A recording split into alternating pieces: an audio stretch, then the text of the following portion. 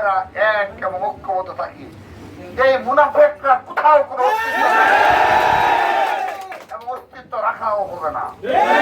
আমাদের যে এখানে আমার আসার যে কারণ, সেই ধানের শীষের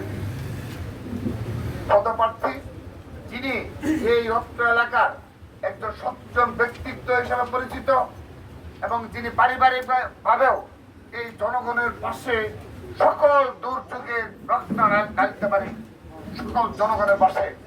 অবিচ্ছেদ্য অংশ হিসেবে রয়েছেন পারিবারিক ভাবে ব্যক্তিগত ভাবে, সেই ইঞ্জিনিয়ার ফাহিম ভাইকে অর্থাৎ মোহাম্মদ ফাহিম চৌধুরী, তার পাশেও এই সুফিয়ান যেভাবে নিঃস্বার্থভাবে থাকছেন, আমি ধন্যবাদ জানাচ্ছি যে তাদের এই ভ্রাতৃত্ববোধ, তাদের